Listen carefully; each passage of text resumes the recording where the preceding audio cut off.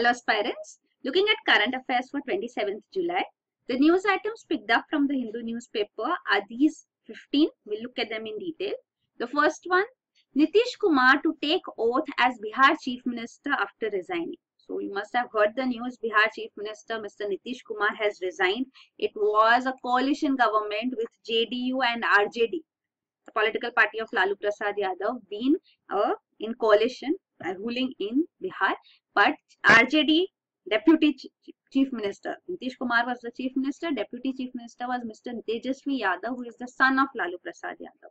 And recently we had discussed the news that CBI had conducted raids in years-old, decades-old case against Lalu Prasad Yadav, and Tejasvi Yadav was indicted in these cases. So Mr. Nitish Kumar had asked him to resign as a corruption case is being investigated against him, but Lalu Prasad was adamant that he would not resign, and eventually now Nitish Kumar has resigned, breaking this alliance. So now the news is that BJP has extended support, which has been accepted by Nitish Kumar, and JDU BJP, which were earlier in alliance in Bihar before this 2015 Legislative Assembly elections. So they have come together again. So they have staked their claim to form the government before the Bihar governor. So this is what happens when government falls, then an alternate government has to be sought, and this is what has been gone ahead with now. So hours after resignation, this step has been taken. So the government, the parties which have to form the government, a single party or group of parties should cross the 50% mark, basically, at least have one more seat than 50% mark. They should have a majority. So in Bihar Legislative Assembly, there are total 243 seats. So out of these 243 seats, the halfway mark you can see is 122. So at least 122 seats should be there for any political party or group of parties to form the government. So here that is what is shown. So JDU has 71 seats and NDA, BJP and its partners, they have 58 seats. So this crosses the 122 mark and they can stake claim. Earlier, JDU and RJD were together in government. So this is there. Then the next news item is post GST heavy sacks and small change. So this is regarding the consequence of GST on rag pickers. They are being drastically affected. Their sources, meager sources of income have further deteriorated because GST has been imposed on recycled plastic at the rate of 18%. Earlier it was a taxation of around 5.5%. So this shooting up of tax rate post GST has resulted in rag pickers getting lesser income when they sell their rags as such, and this is drastically affecting them. Many self-help groups which have been formed of these rag pickers who have their savings and take further action together, they have also been claiming that there are no income now in this last 1 month. So this is shown. So recycled plastic, actually here is the whole cycle shown. So waste to wealth as it's called. So this plastic bottles, PET bottles which are there, they are collected by rag pickers, they sell to scrap dealers, and larger scrap dealers send it to recycling units, and then they can be used. So recycled fiber can be used in mattresses, garments, they're used in cushions, even non-woven fabric is made through them. So this is the use as such. There are around 35 such PET recycling units in India. PET means plastic recycling units. The next, privacy is a fundamental but wholly qualified right center. So this is the fight on whether privacy is a fundamental right or not. So a 9-judge constitutional bench has been established by the judiciary because there are earlier rulings by 8-judge and 6-judge benches which have spoken of privacy not being a fundamental right. So to finally once and for all decide on this question, the Supreme Court has set up a 9-judge bench. So then later the 5-judge bench which is ruling on Aadhaar will look into the further matter, whether Aadhaar is violating right to privacy and whether right to privacy is a fundamental right. So these two things have been separated. First the judiciary said, Supreme Court said, we'll look into whether right to privacy is a fundamental right or not, one independent question. Then once this is decided and we'll go back to the Aadhaar case, the 5-judge bench can look into it. So this has been the step taken, and now we have seen earlier too, we discussed few days back that in WhatsApp case the central government said that right to privacy is a fundamental right, and we had discussed that how it is different from its view in Aadhaar case. So now in this 9-judge bench case on whether right to privacy is a fundamental right or not, the Attorney General here has stated that right to privacy according to government is a fundamental right but a qualified right. Means of course it's not an absolute right. There are restrictions on this fundamental right as well. So this is what it is saying. So then the Chief Justice of India, Ms. Justice Khair, he asked, then when the government is saying that right to privacy is a fundamental right, then there is no case. The 9-judge bench was formed because the government was arguing on the case that right to privacy is not a fundamental right. So then that's what the question was put before the Attorney General too, that should this case be closed, because that is what we were here to decide. So the Attorney General here is saying that citizens cannot agitate against Aadhaar, saying that it is a violation of right to privacy. So there can be reasonable restrictions put on right to privacy by the government, and this Aadhaar is one of them. So this is what it is arguing. So of course reasonable restrictions should be specifically mentioned, and then they should be applied as such. It cannot be on the whims and fancies of the government that it may say anything which it brings up is a reasonable restriction. So that's what, restrictions should be reasonable. So that's what now this argument will go on before the judiciary. We'll see further. It is also the Attorney General here argued that right to privacy is being upheld and being fought for by elite few. On this case, the Supreme Court judge quickly intervened and said, no, it is wrong to say that privacy is an elitist construct. Privacy affects the masses as well. Like if a person is suffering from some severe disorder like cervical cancer among women as such is an example given. So right to privacy of this woman is the right as such which has to be upheld. So there should be, so this, like there cannot be a compulsory sterilization or something like that. So such points are being raised by Justice Chandrachud here. Also he stated on the, as an aside, he stated that a middle way can be sought in Aadhaar case also. So he said that personal data could be handed over to the state provided it collected the personal information under a statutory law and had the facility to keep them secure. Second thing, and use the data only for legitimate purposes. So this should be restrictions as such on government too when private data is being collected by it for Aadhaar. But then on this, the Chief Justice of India, Justice Khair, intervened that we are not here to discuss Aadhaar. The question whether Aadhaar violates privacy will be decided later by 5 judges. So this is what he is saying. Right now it is only the question whether privacy is a fundamental right or not. Right to privacy. So this will be looked into. So we'll see now what further developments take place. Then next is AP police placed Kapu leader under house arrest. So Kapu, this is actually a social grouping of agriculturalists in the southern states, especially the Telugu-speaking states of Andhra Pradesh and Telangana, and they have been agitating for long for backward class status. So they say that the community has been cheated for 4 years. They have been demanding that they be included in the backward classes list, but the government has not accepted their demand. The Kapu leader here, Mr. Mudragada Padmanabhan, he has been placed under house arrest because he was going to launch this Chalo Amravati Padyatra. Amravati is the capital announced which is being developed for Andhra Pradesh state after it divided as such, and Telangana was formed as a separate state. So this is regarding Kapu, the community here, the agricultural community here. It's a forward caste presently. It stays in coastal districts of Andhra and Telangana also. And here it's there in other southern states, and Maharashtra, Chhattisgarh, Odisha also has some population of this Kapu. Then next is Karnataka Cabinet Panel to study promotion for SCs, STs. So Karnataka government actually had a law which provided for reservation and promotion for SC, ST employees. So this law was in force since 1978. It was providing 15% reservation for SCs and 3% for STs. So reservation in government employment is there. Reservation in educational institutions is also there for SCs and STs. But reservation in promotion is not allowed. And that is according to a Supreme Court ruling. This is the 1993 Supreme Court case, Indira Sawhney versus Union of India case of 1993. Also famously known as Mandal case, after the Mandal Commission as such report as such, which was challenged. So here we'll discuss the 3 main points of Indira Sawhney case also. And here Karnataka government recently, the court has called this reservation in promotions also unconstitutional. So the Supreme Court recently struck this down, specifically the Karnataka reservation in promotion, and that is why now Karnataka State Cabinet is going to set up a panel to study this case.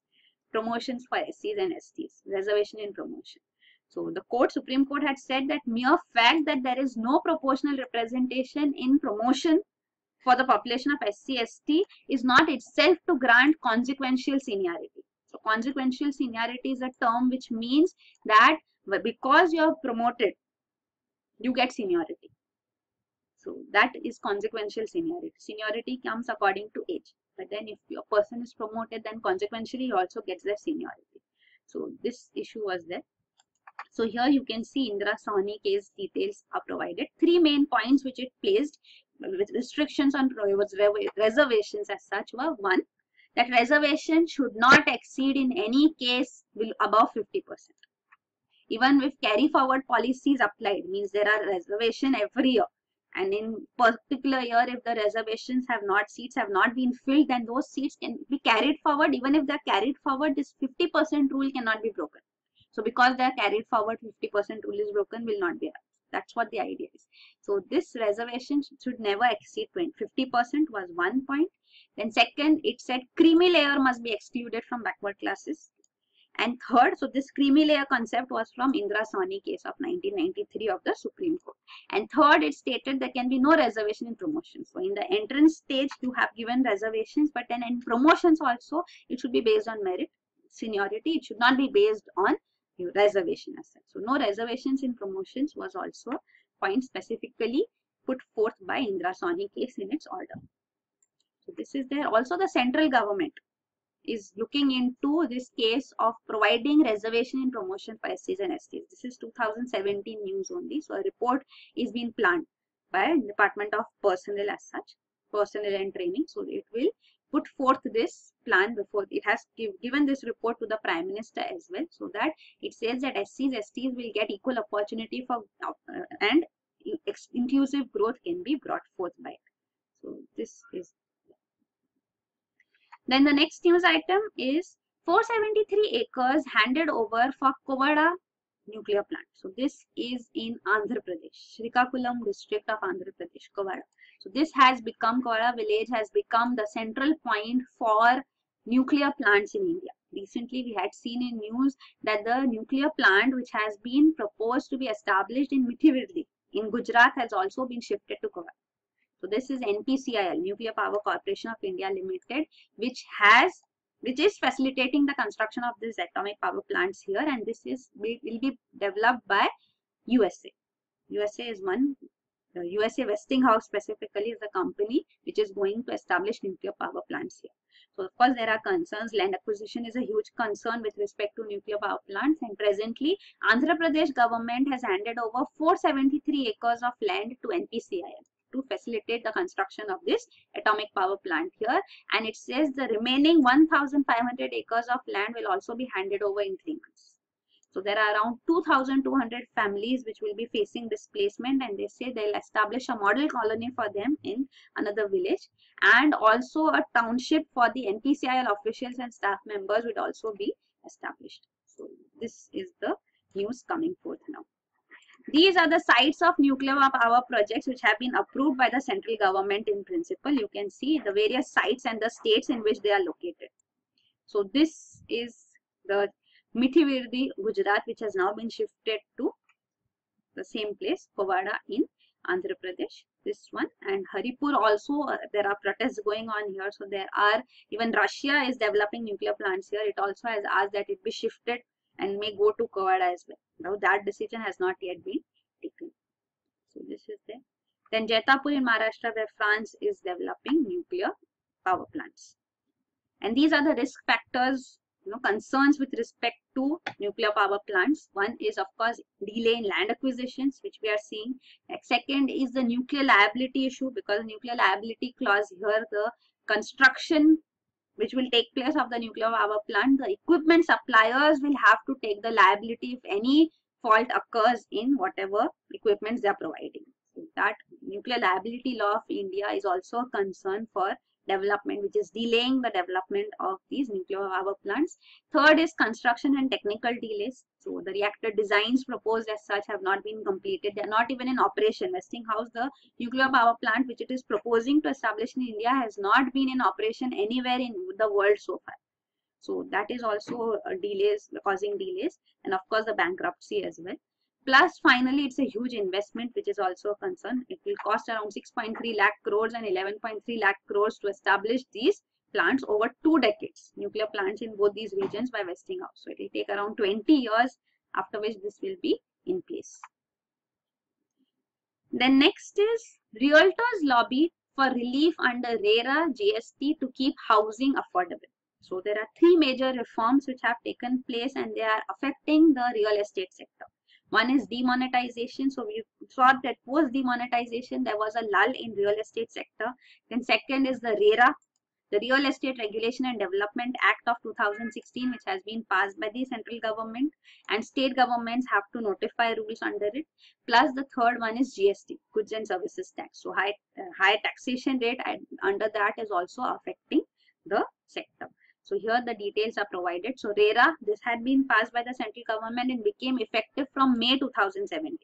So here also, though it is giving provisions that consumers can directly go and seek redressal for their grievances from these regulatory authorities which will be established under this act, and this will bring in transparency in the real estate sector. But apart from that, the rules have to be notified by the states governments, and they have been delaying the notification of these rules. So this is creating ambiguity and difficulty for the real estate sector. So this one point is stated. Some states have notified rules, others have not yet. Some states have exempted the ongoing projects from RERA rules, and some states have said that only those projects with 60% of work done are exempted. So these are there. Then apart from this aspect, the GST is a concern. So GST, which has been imposed as such, the rate with which GST has been imposed is actually very high for cement and other equipments which are required for other raw materials which are required for construction sector. Cement is under 28% tax slab. So this is also a concern raised, and though the GST rate is at 12% for real estate as such, but then this is the many input costs as such and the various taxes which the real estate sector pay, they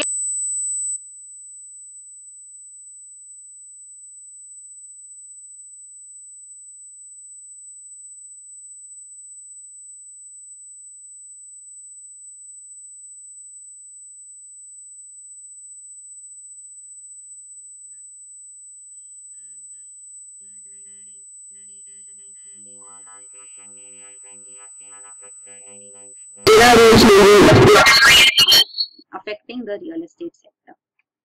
And this is regarding the RERA law, the Real Estate Regulation and Development Act. The major provisions under this are mentioned here. You can go through this. This we had discussed in 2016 actually. So you can go through that. Then next is policy boost care for blood disorders. So this is a new policy which has been brought forth by Union Health Ministry, and this is prevention and control of hemoglobinopathies in India. So this hemoglobinopathies are pathological conditions which affect the hemoglobin as such, and 2 major diseases which we know as hemoglobinopathies are thalassemia and sickle cell anemia. So this is a policy which is talking of prevention and control of these diseases. So for this, what is required is that there should be screening of pregnant women during antenatal care checkup as such. To premarital counseling will be brought forth, that should be there at college level, and also one-time screening for variant anemia in children should take place. So these are actually rare blood disorders, but then because these are recessive, autosomal recessive disorder, we see what does that mean too. But then once this disorder occur, then there is a regular blood supply required as such, blood transfusion required, and this is a huge economic burden on families. So that is why this law, this policy as such will smoothen this process as such. So there will be treatment protocol benchmarks too under this. There will be guidelines on prevention and control of this disease also. Also there will be a national registry developed to plan future patient service. So the useful data as such, it says, will be collected, such as location of patients to identify areas of high concentration, ethnicity details, age distribution, records of deaths and their causes will also be put into this national registry. So this is there. Also one demand which is being made that treatment should be made affordable. So patients should be getting affordable treatment. So not many patients can have availed these treatment as such, because it's a costly affair here. So many states do provide free treatment. So this should be extended by the center is also a suggestion being made. This is regarding the hemoglobinopathy. So these are genetic disorders. This happens due to mutation in the globin gene of hemoglobin, and this is autosomal recessive inheritance. So this term as such means that we'll see what does this mean actually. This can be explained. So here you can see the details as such. So the autosomal recessive is this. So we have seen this few days back too. So when genetic disease inheritance takes place, and if it is a recessive gene, means what happens is this is the mother and the father. So if both are carriers, means because you see that you have 23 pairs of chromosomes, out of which one pair is the sex chromosome. So this from father and mother, one each of these is taken.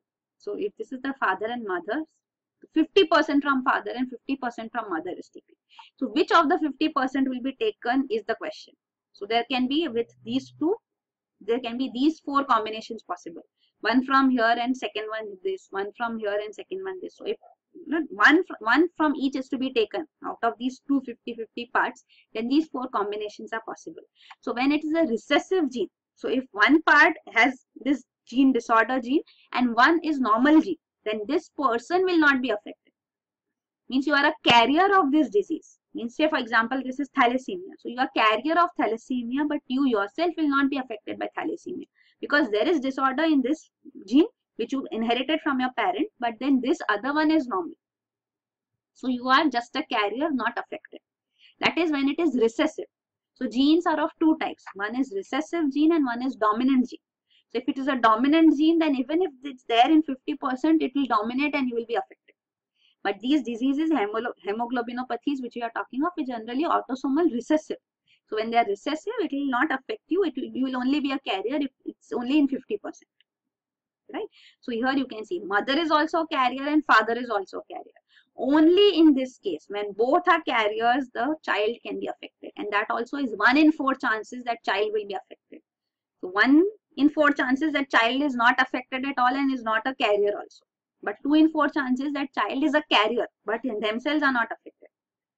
So child may be born in either of the 4 ways. Maybe inherited. Inheritance can be in any of the 4 ways. In 1 in 4 chances that this child will have a disorder is here. So this is there. So that's why there is counseling at college level. So if both parents are carriers, then there is a risk which is known. So that is the case here. So this is both sickle cell anemia and thalassemia. So what is this thalassemia, the disorder? It results in these red blood cells being malformed. So you can see the shapes, and because of this, they will not function effectively, and that is why blood transfusion is required. So this again sickle cell anemia, in this the cells become sickle shaped. The sickle which is used by farmers to cut grass, etc. So this is the shape, the sickle shape. So that again deformed red blood cells, because of which anemia develops, and this again requires blood transfusion. Then next is pesticides to blame for lychee deaths, says study. So this we had seen some time back in Lancet journal. This study was published in which it was stated that consumption of lychee has resulted in deaths of large number of children in Bihar's Muzaffarpur district. So here actually lychee was consumed. The study said that lychee was consumed by these children, and post that they skipped dinner, and because of which these conditions developed and resulted eventually in their death. So it was encephalitis. Earlier it was considered that it is Japanese encephalitis, the disease which is caused due to mosquito bite, which we have seen recently, Japanese encephalitis because of Culex mosquito. But then it was raised. So encephalitis is a disease which affects the nervous system, the brain. So this similar disease was seen here, and deaths were taking place, and then it was ruled out it is not Japanese encephalitis, and this study then pinpointed that it is because of lychee consumption. So this lychee consumption has resulted in these deaths, but then now a new study has been published, and this is 6 months ago. Lancet study was 6 months ago. Now after that, the new study which has been published, it says that yes, lychee consumption has caused the death, but it is not the lychee, the fruit itself which is to be blamed, but it is actually the pesticides which are used in the orchards here. So these children had consumed lychee without washing it and they had peeled it off with their mouth. So further questioning details have been provided and that has resulted in the pesticides being consumed, which has resulted in this encephalitis condition and deaths of children. So there are many pesticides, number of pesticides including endosulfan, which has been banned as such since 2011 but has been used and that has caused this brain damage among children is what this study says. So this is the detail there.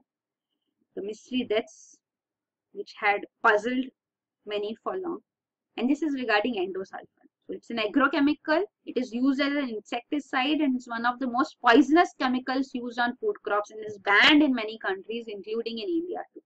So that is there. It is generally used for growth of cashew nuts and here in Kasaragod district in Kerala, this endosulfan tragedy had struck in which number of children were affected. This was a huge tragedy because endosulfan was aerially sprayed on these plantations here which belong to Kerala government, a public sector undertaking, Plantation Corporation of Kerala, for 24 years from 1976 to 2000. It was done 3 times a year and this uninterrupted spraying despite several warnings as such on its impact on health and environment, this has resulted in chronic, critical, life-threatening ailments for the people living surrounding these plantations. The next is Panel for Action Against Farmers Using Herbicides on GM Mustard. So, Genetic Engineering Appraisal Committee (GAC) has given its approval for GM mustard. We have discussed this. This was there, but then it has also established a subcommittee which gave its recommendation about GM mustard before it is commercially released. So there are some points which have been put forth which have to be ensured are undertaken so that GM mustard's commercial release does not cause any drastic consequences. And these proposals are that farmers should not use glufosinate based herbicide on GM mustard crop unless it is approved by Central Insecticide Board and Registration Committee. So a proposal by this subcommittee was actually that legal action should be taken against farmers who use glufosinate based herbicides. So why this should not be used, we'll see that also, because it said that there are apprehensions that farmers may use herbicides to kill weeds. So herbicides are used at herbs which grow along with the crop. They should not take up all the nutrients. So these weeds have to be removed. So they are killed through these herbicide sprays as such. But then herbicide tolerance is there in GM mustard. So that is there. But then there are other concerns because of this herbicide tolerance. Because in India also it was stated by the judiciary also that no herbicide tolerant GM crop should be allowed as such. So this one point was also raised by environmentalists as such that it has been stated that it should not be used, herbicide tolerant crops. And GM mustard is herbicide tolerant. So DMH11, this is the same GM mustard which we are talking of, which has been developed by Mr. Deepak Pentar. So here you can see other concerns which are there with GM mustard are its environmental impact, how will it have consequences on honeybee population, pollen flow and soil microbial activity as such. So these also, there are recommendations put forth by this committee that there should be monitoring studies post the release of GM mustard. So this aspect is there. And another point which it has stated is that productivity, that how is the productivity better of GM mustard? This has not been studied because this is not within the purview of GAC. This is beyond its purview. So whether it has better productivity or not, we are not concerned with. Whether it is safe or not, that is what we'll look into. So that is what it has stated. And one point which the author here says is that with respect to BT cotton too, many such points were put forth as recommendations which have to be followed, but they have not been followed. So BT cotton's recommendations have been poorly followed. So it can be clear that how well GM mustard recommendations would be followed. So BT cotton is actually the only GM crop which has been commercially released in India so far. And on GM mustard, the center has to give its viewpoint. It has to submit an affidavit before the Supreme Court on its preparedness for commercial release of GM mustard. This is going to happen soon. So this is going to come up in news again. And Supreme Court has asked that commercial release of GM mustard should be stayed as long as government does not clarify on its preparedness. So this affidavit will be submitted soon. And regarding herbicide tolerance, so what is herbicide tolerance is shown here, that GM crops, majority of them, you can see 60% grown globally have herbicide tolerance traits. So what happens is when herbicide is sprayed, the crop remains unaffected but weed dies. So this is what herbicide tolerance will result in. But then super weeds can develop. So a super weed is when herbicide tolerant plants are there and this plant has cross pollination taking place with these weeds. So because pollens will be there in this plant, so if cross pollination takes place, then this super weed can develop. So there is a potential that such a case can occur. So because this will become a super weed, because this GM crop has herbicide tolerance. So when these pollens are being wedded to weed, then super weeds will develop. And then even if you spray herbicide spray, this weed will not be affected. And then of course the GM crop will be affected. So that is the concern, that a potential threat that a super weed can develop and affect the GM crop, because that will take up the nutrients. So you don't want weeds and super weeds in the farms. Right? So such cases have occurred in various countries. You can see there are examples of super weeds resistance to glyphosate. So these examples are already there as such. Then next is rift opens between Europe, US over new Russian sanctions. So US, actually the US lower house, House of Representatives, have passed a provision for new sanctions on Russia. So the House of Representatives is the lower house of USA. So after this, of course, this has to go to the upper house, the Senate of USA. Once the Senate also passes this new sanctions on Russia, then it will go to the president for his assent, and president of course has the power to veto the bill. But then there is a qualified veto in USA if you have studied polity. So if it goes back to the House of Representatives and they pass it by 2/3 majority, a qualified majority, then again the president will have to give his assent. So it's actually President Trump may not have a choice, because these sanctions have been passed overwhelmingly by House of Representatives. So many have come together. So this is a package which is targeting all 3 states. They say that these are dangerous adversaries and they have to be targeted as such to keep Americans safe. This is Russia, Iran and North Korea. So against this, both Russia and Iran have raised concerns and have stated that we are ready to act to protect our interests. So that is there. And also EU has come up saying that we will also protect the European interests, because Russia, from their huge amount of oil is actually imported into Europe. So energy concerns are there, that energy sector would be affected. So European Union has also stated that we will protect our interests as well. And Russia and Iran says that we are going to retaliate if such actions are taken. So well, this is the point here. And also Russia specifically is targeted because one, it has interfered, there are allegations that it has interfered in 2016 US presidential elections, and another, its intervention in Ukraine is also been a point raised. So that is why it has taken action and put sanctions against Russia as well. So here this is regarding the Ukrainian invasion of Russia actually. So this Crimea region here has been annexed by Russia. This was the 2014 unrest during which this took place. These are the regions in Ukraine. This is the entire Ukrainian country as such, and there are pro-Russian protests taking place in many regions. And there are some regions you can see here which are having armed insurgency taking place too. So this is there. This is the Ukrainian case also.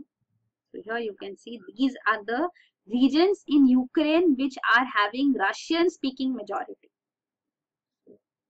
This is it. So Ukraine was earlier of course part of former USSR. Ukraine is presently not a member of NATO, North Atlantic Treaty Organization, which is the military alliance of USA in Europe. So other countries, you can see adjoining countries are all NATO members. Poland, Slovakia, Hungary, Romania. Ukraine has been offered, but it has not taken up so far. Now the government is saying that we'll actively have this as a goal, that we acquire NATO membership, which is of course not to the liking of Russia. So this is the Ukrainian crisis as such going on here. So when pro-Russian government is in power in Ukraine, then everything's fine. If it's not a pro-Russian government, then we have seen unrest here. So this is there. Then the next news item is UK to ban diesel petrol cars. So UK has announced that it will ban diesel and petrol cars by 2040. So this is what has been stated, and the reason for this is that it wants to control climate change and bring down the levels of air pollution. So this 2040 is actually set by environmental activists to be a very late deadline. That we can't wait for decades to bring in provisions for checking air pollution. But of course, the provisions also say that there will be a package provided for local governments to bring in innovative solutions that would result in shorter term changes also. So that would also be targeted, but then complete ban will be there is clearly stated here. So this is that. This is in lines with even EU norms as such. EU is going to phase out too, and other countries have also announced. Norway has announced phase out of new petrol and diesel cars by 2025 itself. So this is there. France is having a target of 2040. Germany has a 2030 target of phasing out, because we have seen World Health Organization saying various figures which have been given of number of deaths caused due to air pollution. So in Britain also it says that air pollution has caused 40,000 deaths a year. In London, it has breached annual air pollution limits within hours of 2017 also, according to EU rules. So these concerns are there. Bringing down pollution levels, especially nitrogen dioxide emissions, have to be brought down. That's why this policy is being introduced of banning diesel and petrol cars. Also, there are concerns that diesel cars are promoted, considering that a better alternative, but this also has to be controlled. Both petrol and diesel cars will be banned. So this will be there. Means electric cars, of course, have to be promoted, and other cars, of course, CNG and other cars. So here, this another point raised is regarding the Volkswagen emission scandal. So this also we'll discuss. And here, presently electric cars, there are only 1% UK cars electric. So for that, even Jaguar Land Rover is making a plea that there should be financial incentive provided. There should be charging infrastructure, because the way for petrol and diesel cars you need petrol pumps, for electric cars you need charging stations. So this charging infrastructure has to be developed so that electric cars can take up, and that is the future as such, which is being stated here as well. So here this is the concerns as such, especially in the wake of Volkswagen emission scandal being stated. This will look into what is it. So here you can see this is the Volkswagen emission scandal. So this was admitted by Volkswagen in September 2015. So what was provided here was that there was this defeat device. So what is this defeat device? This is not a device actually, this is just a customized software. So a software that is programmed so that diesel engines reduce their nitrogen oxides emissions when an emission test is taking place. So when they know that an emission test is taking place, nitrogen oxides emissions will go down. So only during the tests. So this is how it worked. That at other times emissions would be continuing. Nitrogen oxides emissions above legal limits took place, but when the test is going on, the software made it lower the nitrogen oxides emissions. So nitrogen oxide is harmful. It is linked to asthma attacks and respiratory cardiovascular illnesses. And this scam, which came forth in 2015, has resulted in a huge setback to Volkswagen actually. So there were around 11 million diesel engines worldwide which were having these defeat devices. So this was the scandal here. Then the next news item is CAC adopts Codex norms for 3 spices. So this is regarding food code. So this is Codex Alimentarius. So this is a food code which is a collection of standards, guidelines and codes of practice adopted by CAC, Codex Alimentarius Commission. So this commission has presently come forth with 3 new Codex standards for pepper, cumin and thyme. So these spices will now have Codex standards. So this is going to bring in universal agreement on quality of spices, and their trade would be facilitated. So India is of course a prominent nation which exports spices, and many a time spices concerns are there regarding the quality. So if there's a Codex standard, then India of course trade as such would benefit, because if it's fulfilling this one particular standard, then nations cannot impose their own individual concerns and affect trade. So that is what we call sanitary and phytosanitary measures which are imposed by individual countries, and trade is restricted. So here this is a major achievement, and this has been because of a prominent role played by India, and CAC has brought this forth. So CAC actually, you should know, it's a joint initiative of FAO, Food and Agriculture Organization of UN and World Health Organization. So this is that it was established by both to protect consumer health and promote fair practices in food trade. This is the news. And next is regarding RCEP now. So the first news here regarding RCEP is that India has resisted the demands which are being made in RCEP talks, which are being leaked and coming forth now, that they want public procurement to be opened up for trade, international trade. So public procurement basically means government procurement. So there are government authorities like central government, state, local governments and other state-owned enterprises. They need many goods and services. So that government procurement is also done from the market. So this, when there are tenders being called for all this, then it should not have any restrictions that only local companies would be allowed as such also. So opening this up for international trade and international companies is a proposal being made. This, they say, is a 300 billion worth sector, government procurement of India. So the pressure has been mounting on India to open this up in RCEP.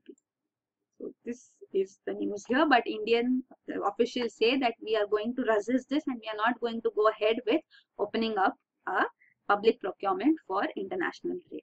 Recently in May 2017, we have discussed this. May and June 2017, the government had brought out a policy that it will provide preference in government procurement to local goods and service suppliers. So this is the government policy presently, and also it has stated that it will give a push to Make in India initiative and bring in more capital and technology in domestic services and manufacturing. So this will help in generation of jobs locally and also promote small enterprises. And in June 2017, it further strengthened this order and stated that it will be restricting or excluding from public procurement tenders in India from the firms of those nations where Indian suppliers are not allowed to participate in government procurement process. So India would not allow such countries' firms also to participate here. So this was another ruling which was an order as such provided by the government. Also, India argues that even in Australia, public sector unit culture is there. So PSUs are endorsed in Australia as well. It becomes difficult for foreign firms, including from India, to take part in their public procurement processes. So there are restrictions here also being raised, and also China, Japan and South Korea, though they have open procurement market, but then when they give details about their requirement, they are publishing it in local language. So of course then it is difficult for foreign firms to participate. They would not come about the details in time, about the deadlines, and then it becomes difficult for them to participate. So these are also the points raised by India about public procurement in other countries members of RCEP. And the last news item is boost for India on easy visa norms. So what India is demanding at FTA negotiations at RCEP is regarding allowing temporary movement of professionals. So especially IT, ITS and other professionals should be allowed to temporarily move within the RCEP nation. So that should be facilitated. Visa norms should be facilitated. They should be easy. And many Asian nations have also supported India on this proposal. But then India has also clarified that you should not confuse this with permanent movement of or immigration. What we are demanding is only temporary movement visa should be facilitated. So this is not going to drastically affect the population of their own nation, the employability of their own nation. The skilled workers here can go for temporary movement as such. Professional skilled workers can be facilitated here. So this is India's demand at RCEP. So that is it. These are the news items. Thank you.